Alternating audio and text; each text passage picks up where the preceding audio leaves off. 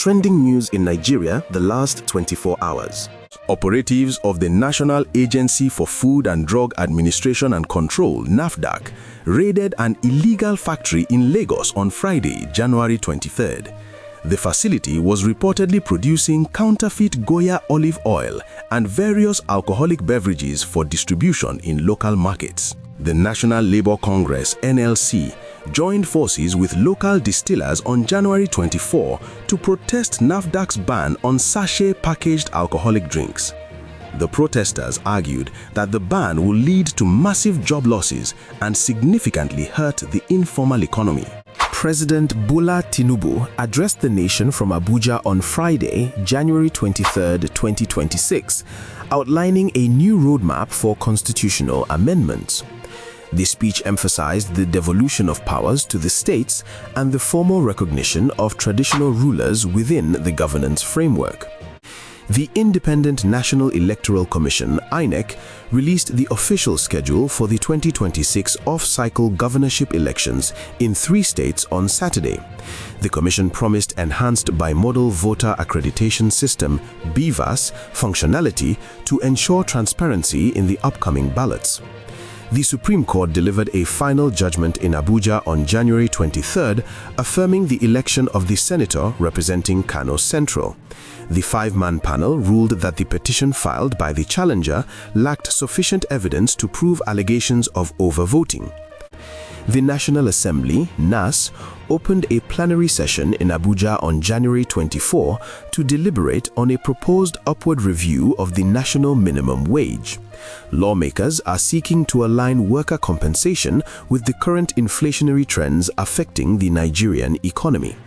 Presidential candidate of the Labour Party, Peter Obi, issued a statement on Saturday decrying the nationwide blackout caused by another collapse of the national power grid. Obi described the current 5,000 megawatt capacity as absurd and a clear indication of deep-seated leadership failure in the energy sector. Governor Babajide Sanwo-Olu inaugurated Phase 2 expansion of the Lagos Red Line rail project in Ikeja on Friday. The expansion aims to connect more residential hubs in the outskirts of Lagos to the central business districts by late 2026. A bill seeking to electronicize all aspects of the Nigerian voting process passed its second reading in the House of Representatives on Friday. The proposed legislation aims to eliminate manual collation, which has historically been a flashpoint for electoral malpractice. Federal government officials confirmed on January 24 that a team of international engineers has arrived at the Ajaokuta steel mill to commence the final phase of technical audits. The goal is to bring the long-dormant facility into partial production by the end of the year. The Federal Ministry of Agriculture and Food Security began the distribution of subsidized fertilizers to farmers in the north-central region on Friday. This initiative is part of the government's emergency food security plan to mitigate rising food prices. The national power grid suffered a total systemic failure in the early hours of Saturday, January 24, throwing the entire country into darkness. Data from the independent system operator showed that power generation plummeted from over 4,000 megawatts to a mere 24 megawatts within minutes. The 22-year-old monarch, in a viral public notice on Saturday, warned the general public to stop addressing him as bro or blood. The monarch emphasized that traditional institutions must be respected and that his youth does not diminish the sanctity of his office.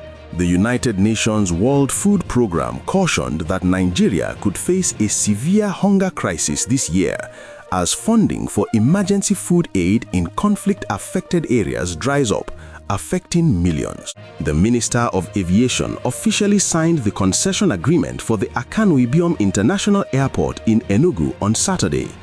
This move is expected to pave the way for private sector investment and a major upgrade of the airport's infrastructure. Rapper Naira Marley sparked a massive industry debate on Saturday, claiming that a majority of contemporary Nigerian artists are involved in cultism for protection. The statement has drawn sharp criticism from colleagues who accuse the rapper of trying to normalize criminal affiliations. Finally, the Kwara State government ordered the immediate closure of the State College of Education on Saturday, following intelligence reports of a planned attack. Security forces have been deployed to the campus to prevent any breach of order.